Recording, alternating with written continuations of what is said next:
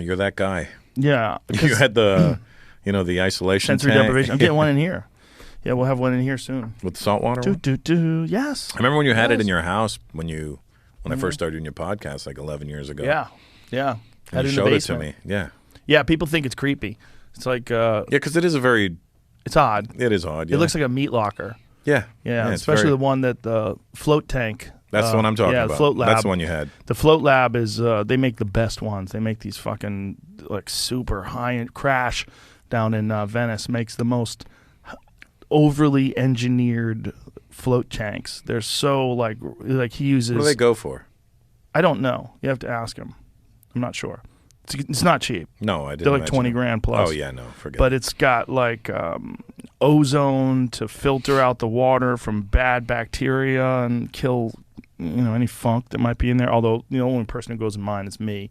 You don't have to have one like that though. You can get one that's fairly cheap. The first one I ever got was a Samadhi. I don't even know if they make those anymore. But that was just a few grand. That was like I think it was $3 grand or something like that. But it's much less engineered than these float lab ones. These float lab ones are like super high end. It's like the Porsche design one. Yeah, it's like he just goes. He's a mad scientist. Crash is. He's been on the podcast before. He's a wacky cat, but he's the guy who really like float tanks for a long time were a dying thing. No one was using them. When did you discover it? Because I know you had it 11 years ago when I first discovered it. Earlier than that, I discovered it, I think, in late 90s, maybe, I think, the first time I did one. And then I got one in, like, 2002. Somewhere around then, 2002, 2003, I got one in my house. And then I had a friend who was servicing my float tank, and he told me about the float lab. He's like, this one is okay. He goes, but it's kind of, the way it's made is not the best.